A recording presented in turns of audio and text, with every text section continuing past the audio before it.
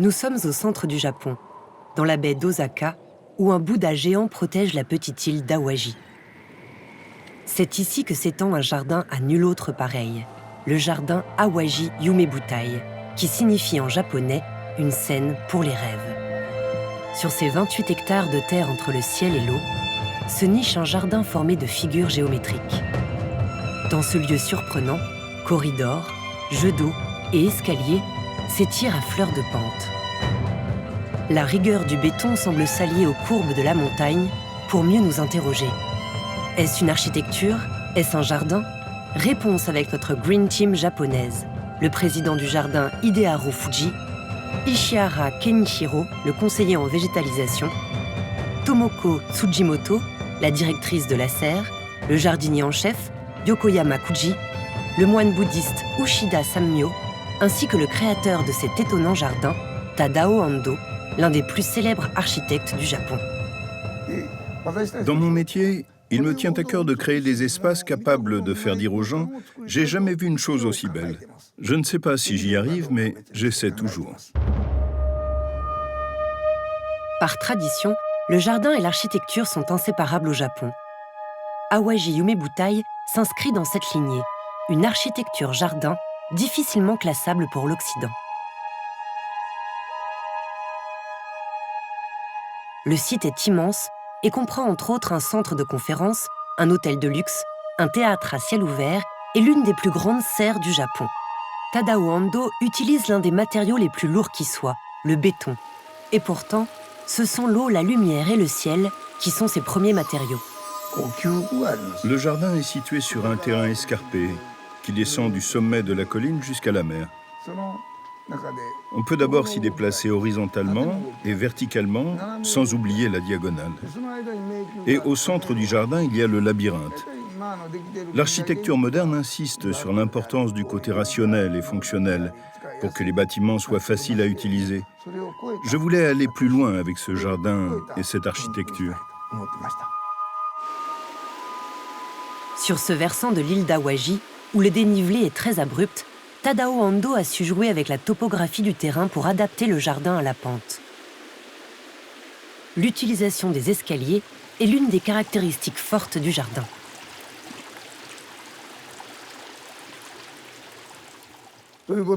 Quand on dessine comme ça sur le papier, c'est très facile.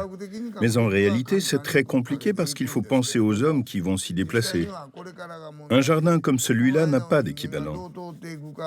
Quand j'ai soumis le projet, on m'a répondu que ça n'était pas faisable, que ce jardin était impossible à réaliser.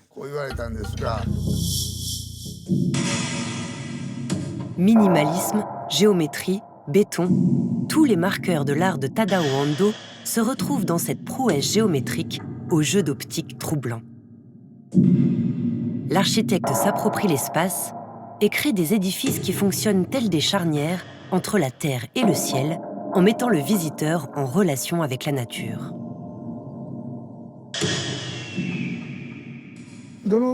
À l'origine, il y avait une montagne là où se trouve Awaji Yumebutai. Elle a été rasée. L'identité du lieu a été perdue.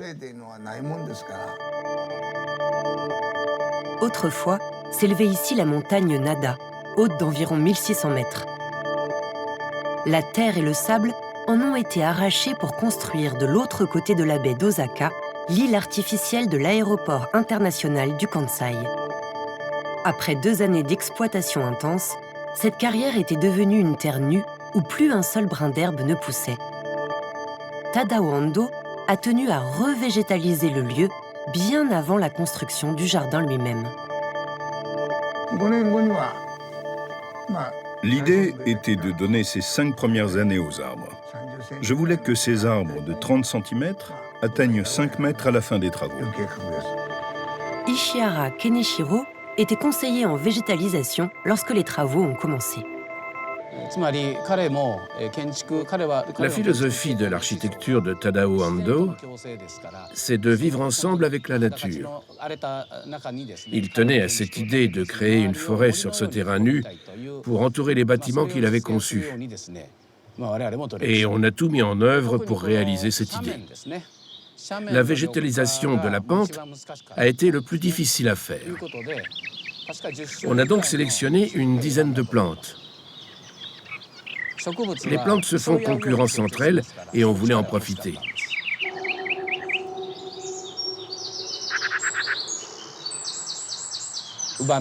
Cet arbre en japonais s'appelle un ubamegashi. C'est devenu l'espèce dominante aujourd'hui dans cette forêt.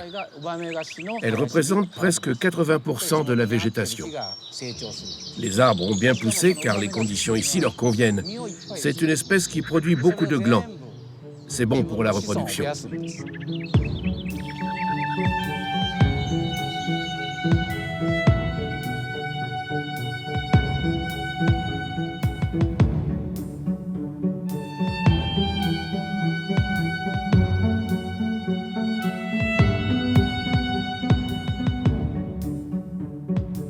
Hideharu Fuji est le président d'Awaji Umebutai.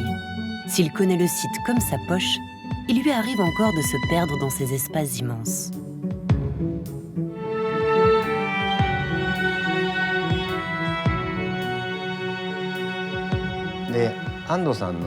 C'est l'un des concepts de Tadao Ando. Il joue avec le temps et l'espace en le rendant plus riche. Cela veut dire qu'on se perd littéralement dans ce jardin, comme si on redevenait un enfant. Je pense que c'est une farce que nous fait Tadao Ando. Pour qu'un endroit devienne un labyrinthe, il faut d'abord le créer dans le cœur des hommes qui s'y rendent. Dans la société moderne, on n'a pas de doute sur les chemins qu'on prend. Mais à Awaji Umebutai, les chemins mènent le visiteur vers un endroit auquel il ne s'attend pas.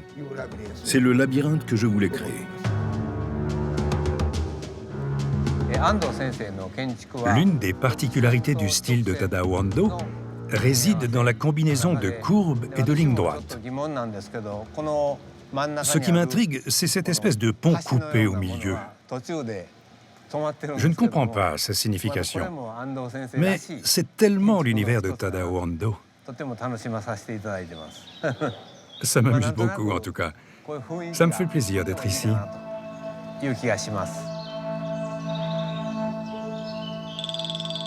Au Japon, le cerisier est une richesse, à tel point qu'à l'arrivée du printemps, sa floraison est célébrée lors d'une grande fête, le hanami, une expression qui signifie littéralement « regarder les fleurs ». Depuis le XVIIIe siècle, les Japonais ont attisé cette passion en créant par hybridation des centaines de variétés de cerisiers.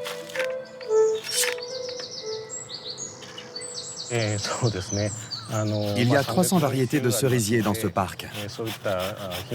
Et nous avons un cahier pour chaque variété, pour mieux pouvoir s'en occuper. Mais la variété la plus populaire, c'est le cerisier Yoshino. C'est le cerisier qu'on voit le plus souvent. C'est donc le cerisier représentatif du Japon. Les arbres de cette variété fleurissent avant que leurs feuilles ne poussent. C'est pour cela que les gens l'aiment.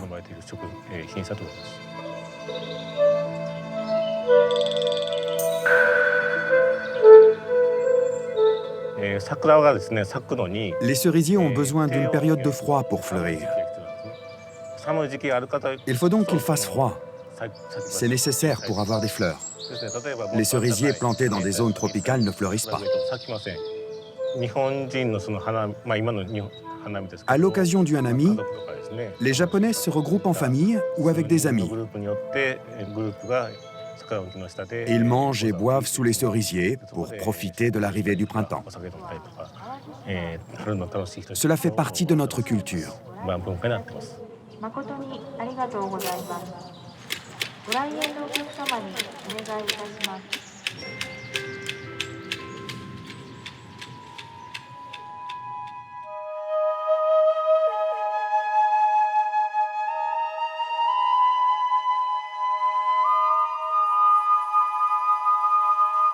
De l'autre côté du jardin, juste derrière le toit végétalisé du forum, la maison de thé se cache au milieu d'un labyrinthe cylindrique d'eau claire et de galets.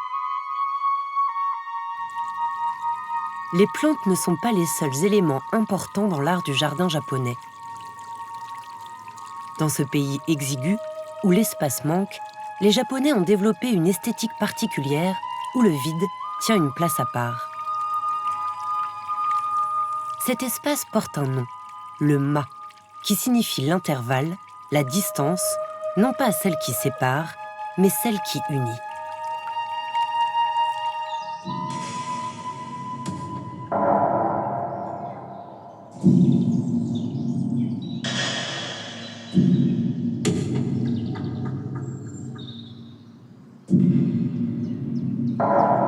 Le jardin du ciel est un espace d'entre-deux, sans fonction effective. Ce qui intéresse Tadao Ando, c'est d'exalter la spiritualité des lieux.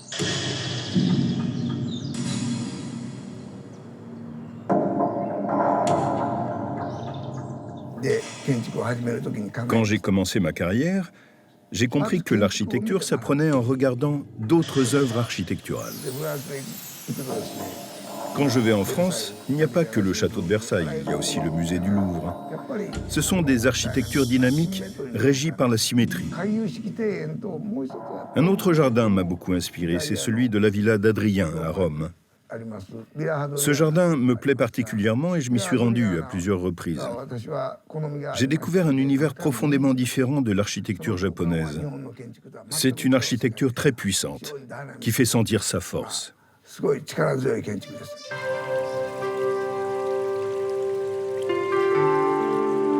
Les deux galeries de la montagne et de la mer reposent sur une succession de fontaines et de cours intérieures, une invitation poétique à la promenade.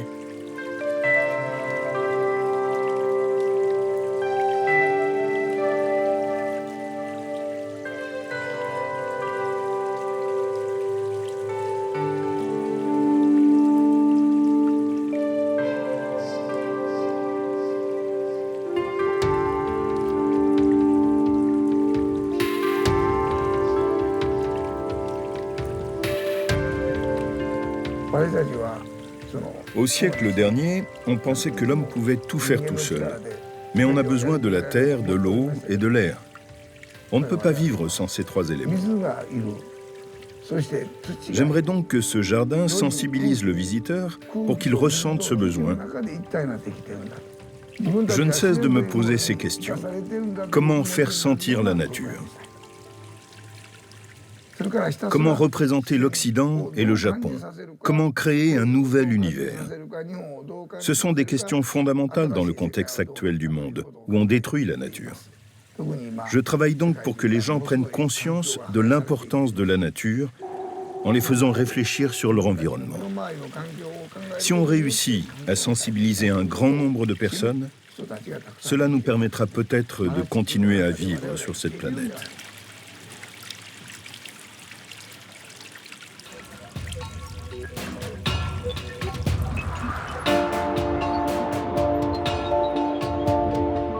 Le premier édifice conçu par Tadao Ando sur l'île d'Awaji se situe juste à côté du site, dans un temple bouddhiste.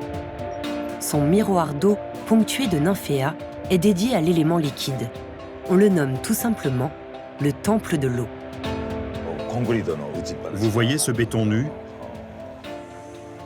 C'est la signature du style de Tadao Ando. Ce mur en béton est l'équivalent du portique des temples bouddhistes ou du torii des temples shintoïstes. Il sépare le monde dans lequel nous habitons de celui du Bouddha.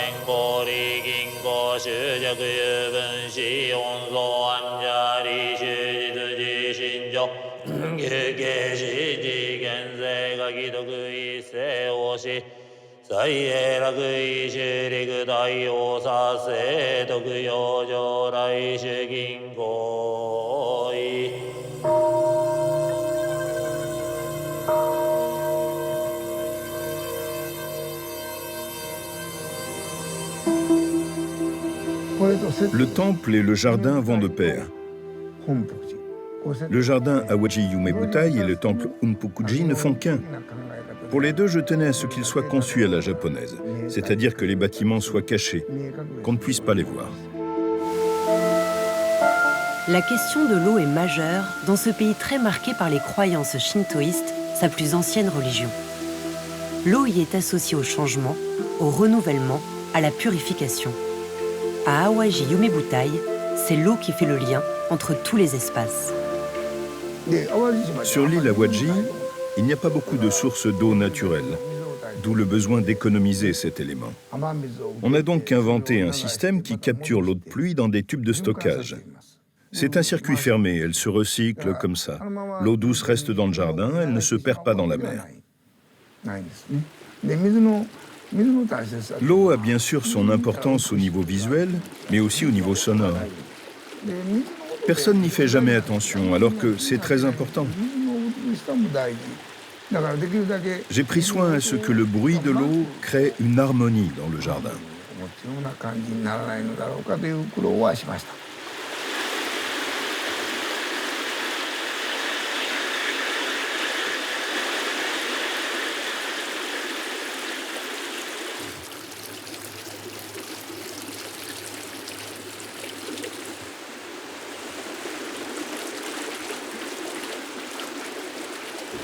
Sous la cascade, les voies souterraines des ruisseaux viennent résonner dans la grotte.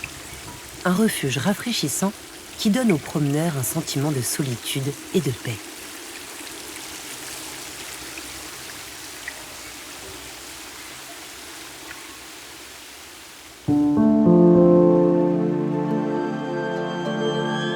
Sur la partie la plus basse du site, le promeneur découvre les bassins et les jets d'eau de l'esplanade aux coquillages.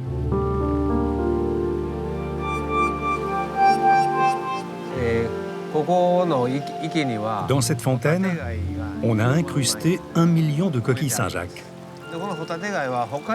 On nous en a envoyé 3 millions de l'île d'Hokkaido. On a sélectionné celles qui avaient une jolie forme et on les a disposées dans la fontaine. Le fait d'avoir ces coquilles a un effet particulier sur l'eau qui coule.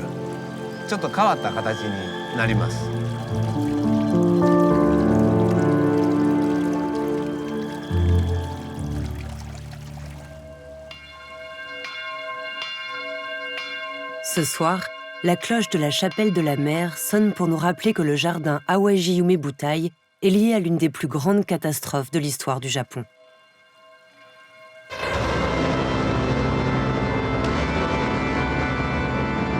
Le 17 janvier 1995, un grondement assourdissant fait trembler la ville de Kobe, à quelques encablures d'Awaji. En quelques secondes, une métropole s'écroule. Le bilan de ce tremblement de terre sera terrible, plus de 6400 victimes. À Awaji Yumebutai, les travaux s'arrêtent et le projet est remis en question. Comment se relever de ce désastre naturel qui a marqué tout un peuple ? Tadao Ando a alors l'idée d'un jardin tourné vers Kobe qui servira de monument en hommage aux victimes. Ainsi est né le Yakudan-en, ou le jardin au 100 marches. Le jardin aux 100 marches est un monument dédié aux morts. C'est un lit de fleurs pour ceux qui ont perdu leur vie. Il y en a 100. Le nombre 100 a été choisi parce qu'il représente l'infini.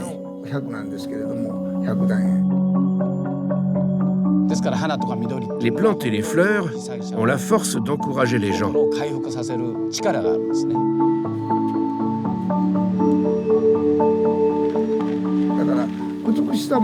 Pour moi, le fait que ce jardin soit un endroit spirituel est aussi important que sa beauté. Le jardin aux 100 marches existe pour penser au vivre ensemble. Je pense que c'est un jardin créé pour sensibiliser les hommes. Une chose de plus en plus rare dans le Japon d'aujourd'hui, qui ne pense qu'à la croissance économique.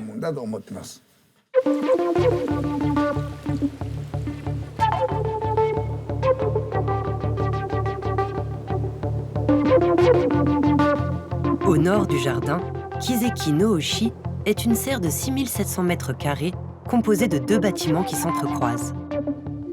Immergés dans les plantes, l'eau, la lumière et l'art, les visiteurs sont stimulés par la richesse et le foisonnement de cette nature sous verrière. Chaque année, Tomoko Tsujimoto conçoit une scénographie particulière pour fêter l'arrivée du printemps.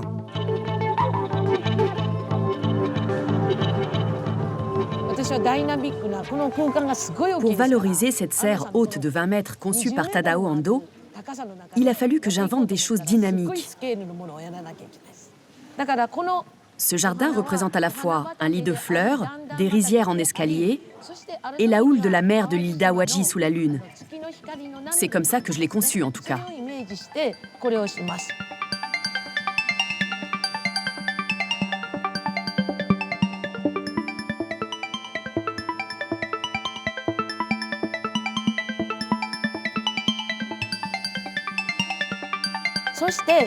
Le jardin pour les Japonais est quelque chose de très important parce que les divinités habitent dans la nature. C'est un lieu de rencontre et de communication avec les divinités. Autrefois, il existait au Japon une relation quasi symbiotique entre les gens et les plantes.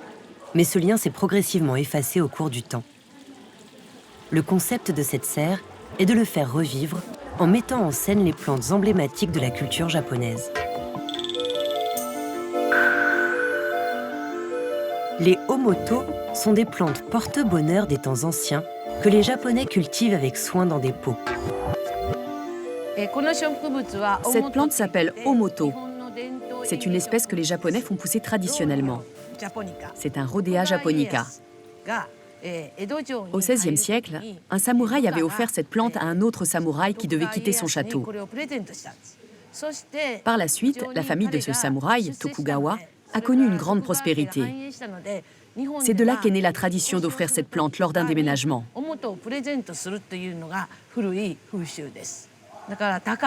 C'est une plante très chère.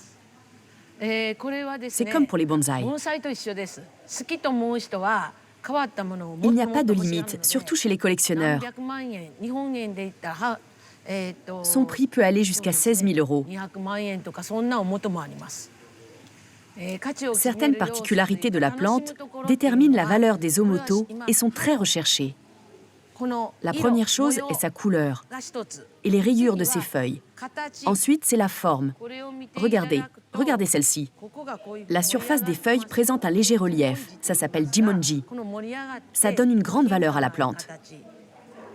Les Japonais pensent qu'il y a une valeur spirituelle à s'investir complètement dans ce qu'on entreprend. Prendre soin de quelque chose pour les Japonais, c'est s'impliquer au maximum. Le mot yumebutai veut dire le grand rêve. Il y a 2 types de rêves. Celui qui n'a pas de forme et l'autre qu'on garde dans le cœur.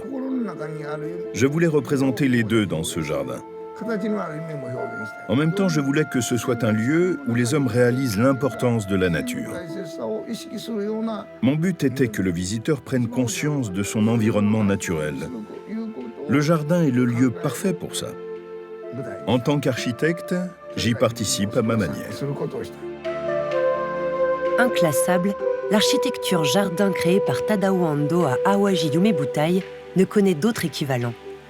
Marquée par une importante catastrophe naturelle, sa construction symbolise la bascule de son œuvre, le passage du XXe au XXIe siècle où le développement durable devient une préoccupation constante. En cherchant à réparer les dégâts causés à la montagne, le jardin Awaji Yumebutai célèbre l'importance de la nature en nous offrant une plongée lumineuse entre le ciel, la terre et l'eau. Ce que je veux dire, c'est que l'Éternel réside dans le jardin et non dans l'architecture. Le cœur du site, c'est le jardin et pas l'architecture. D'ici 10 ans, tous les bâtiments du site seront couverts par la forêt. Et dans le jardin, l'homme, les arbres, l'eau et la mer ne feront plus qu'un. C'est ce jardin que j'ai voulu créer.